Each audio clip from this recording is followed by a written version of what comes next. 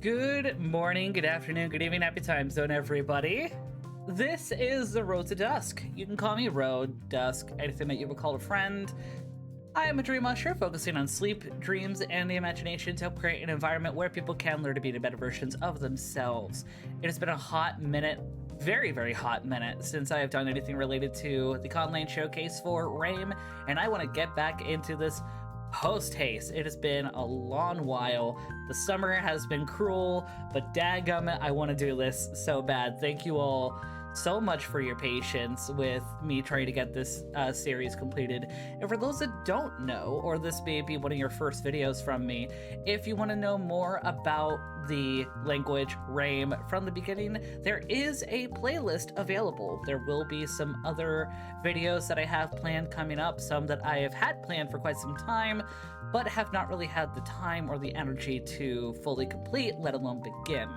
So thank you so much for those that have been sticking around and been curious about those other ideas. I have mentioned them in community posts and whatnot before. Like, for example, a Disability Pride Month vocabulary video in Reim. Obviously, that was meant to be in July. I am recording this in September. The Disability Pride Month vocabulary might have to be pushed a little bit more, especially if I want to try and have it prepped for Disability Pride Month for next year. I am sorry that things have been so chaotic. This summer has just been hell for me this year. But I don't want to try and dwell too long on the past. Let's dive in. So, there are a few things that I neglected to talk about when bringing up prepositions last time. Namely, a preposition for outside, or neros. You think that I would have noted a preposition the opposite of inside when talking about all of the other prepositions, but my brain neglected to do that, so I am correcting that now.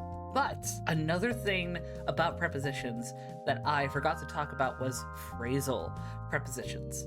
At least that's the term that I'm using here. Phrasal prepositions use to, or in Reim, ni, with other prepositions to express more specific ideas, especially regarding movement. What do I mean by this? Well, we have some examples right here. For talking about something that is above or overhead something, in Reim, we say niwe, or literally to up. When saying below or underneath, we say ni site, or literally to under. When we say across, we literally say ni for. When we say alongside or adjacent to, we literally say ni bete. Now, compound nouns, this is going to be a bit of a doozy. There's a few parts of it that kind of go together, not only in relation to the vowel harmony of Reim, but also the different structure of how compound nouns are in Reim compared to English. Now, first off, let me just explain what compound nouns are. Compound nouns are nouns created from either the combination of nouns or nouns with the gerund to express more specific concepts. Now, what is a gerund? A gerund is a noun form of a verb. It's more akin to like saying the act of something. In Korean, you sometimes see this with ki at the end of certain like words for creating like the act of something. More common with verbs, so like I'm trying to think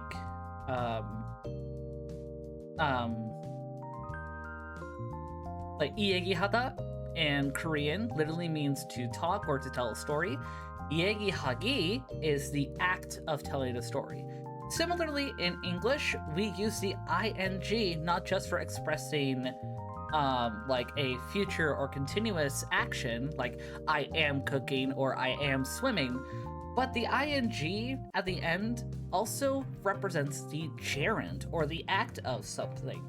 So we can say not only I am swimming, but swimming is fun. And we understand that those two types of talking about swimming are different. I am swimming is a verb, is an action that is being continuously done. Whereas swimming is fun is talking about the act of swimming and is not saying like currently swimming or actively swimming is fun. It's saying swimming in general is fun. That is the gerund.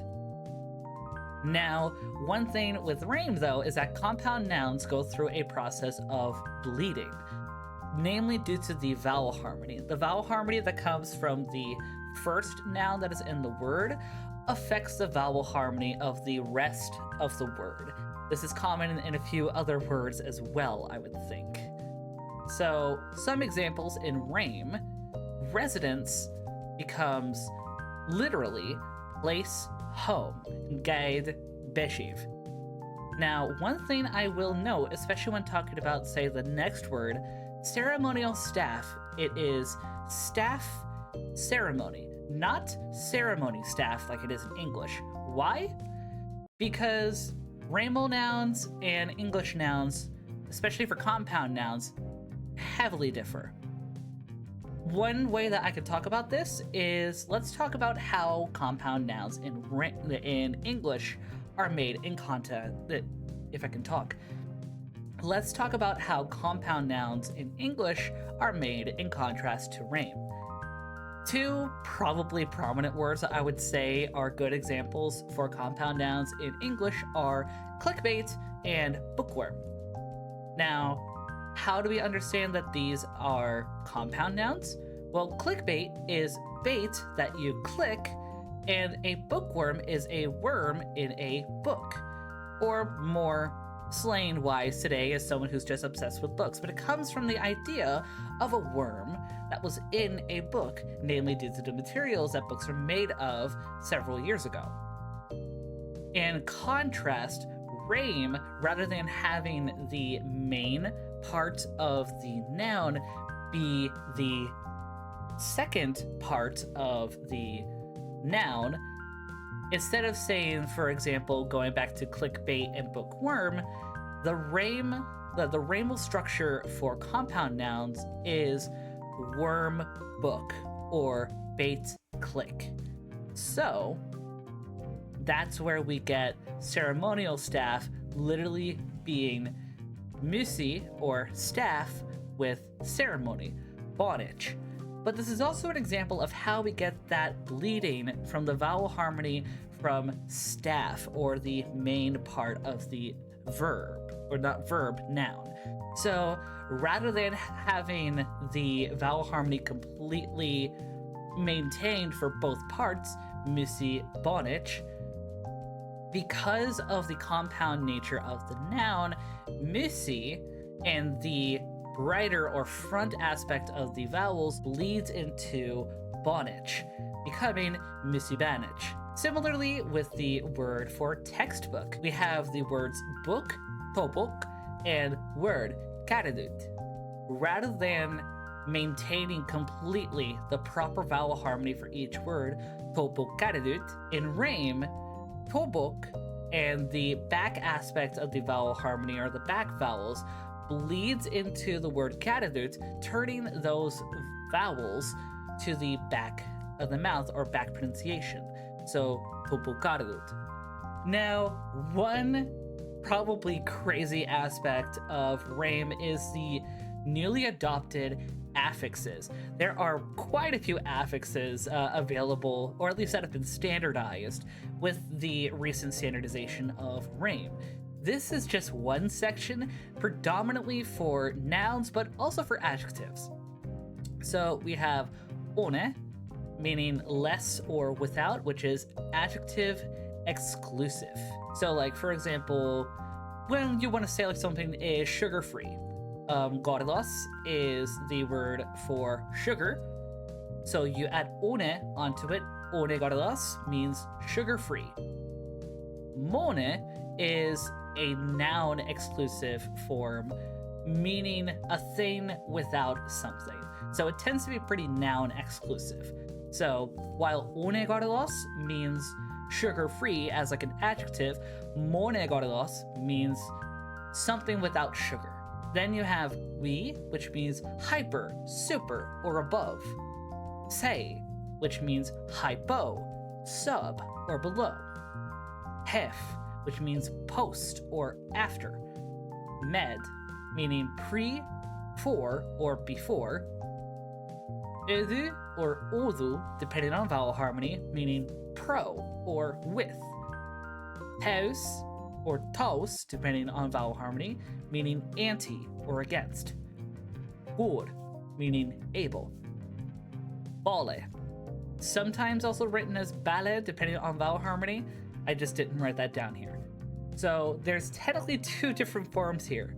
With using bal or bal, that is the adjective that is more commonly added to something, namely a noun, to turn it into an adjective.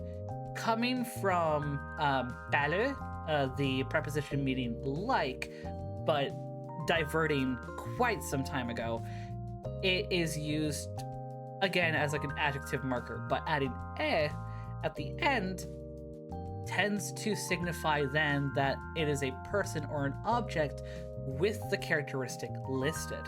So actually, for an example, the last name that our system has, or me, I guess, more specifically, my last name for lore purposes is Terabalar, literally meaning Herad, meaning star, Bal, meaning like or of, and then Ar being one of the genitive forms that we talked about previously. So literally, my last name, Terabalar, means of the star-likes.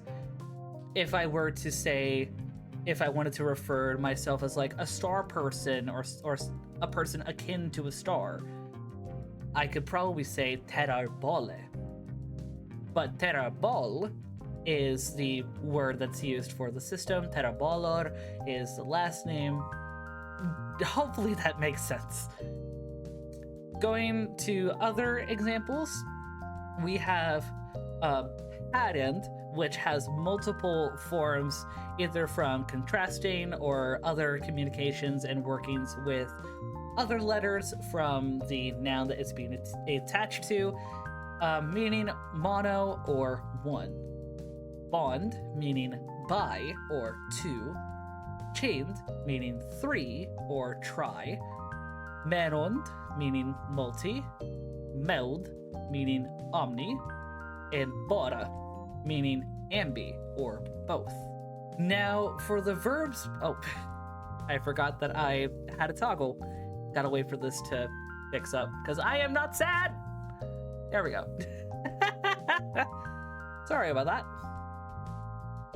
Now, for verbs, they do have their own sets of affixes as well, but not nearly as much as nouns and adjectives, at least that are standardized today.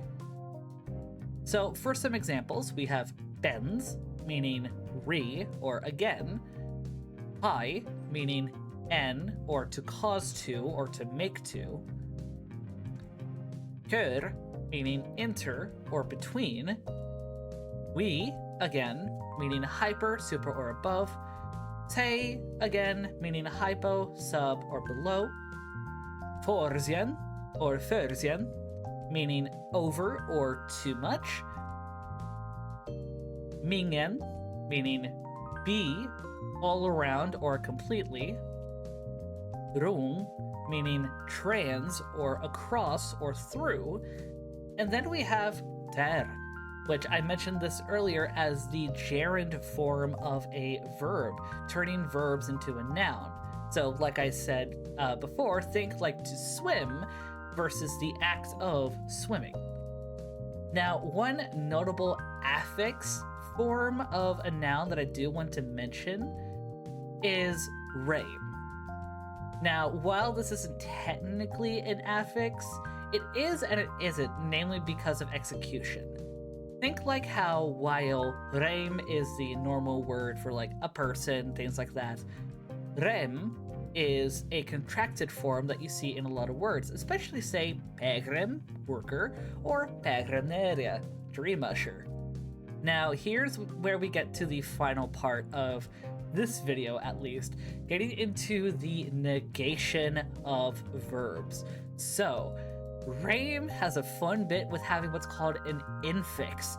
You insert the affix into the middle of the word, always after the first syllable. However, it is very unique with the fact that the vowel that is used in the infix is often determined by the vowel and by process and proxy, the vowel harmony of the verb stem.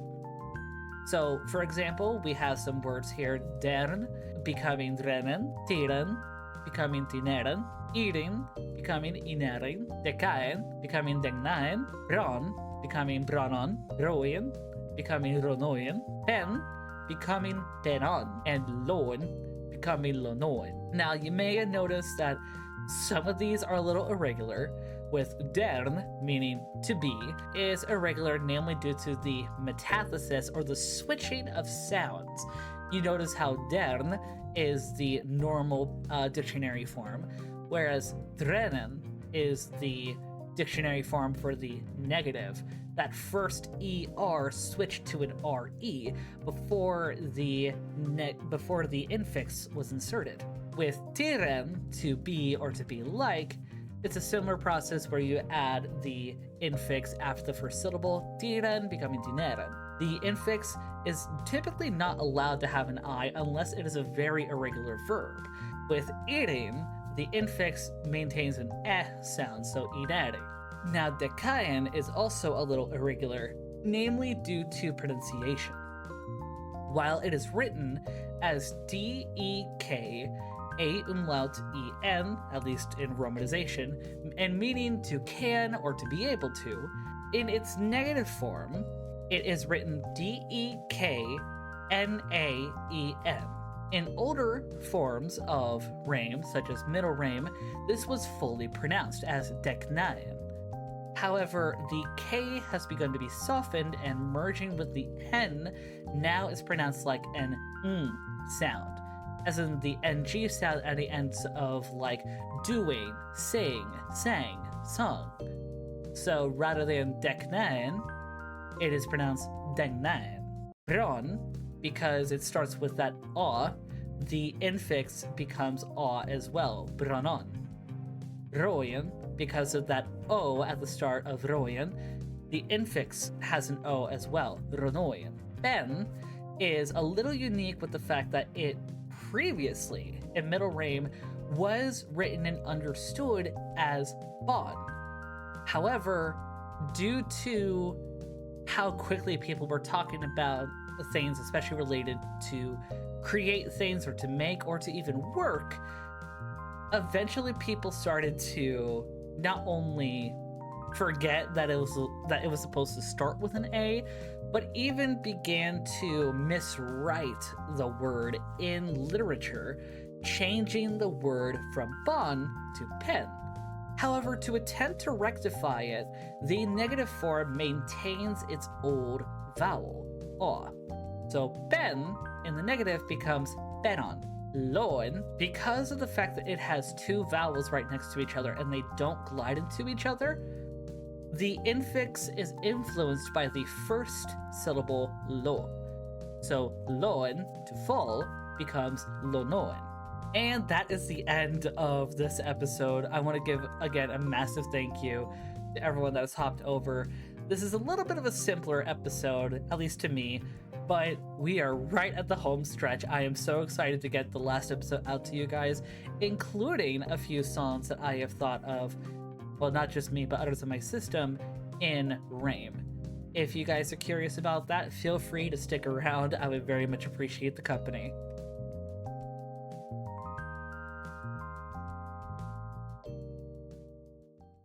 Thanks so much for sticking around till the end of the video. If you haven't already, be sure to take a look at all of our streaming platforms, our socials, and our official Discord server. Do know that while this is the end of the video, this is not the end of our time together, as the road to Dusk will always be open for another adventure. Please have a wonderful rest of your morning, afternoon, evening, whatever time it is in your time zone, as we say. Diora. Bye-bye.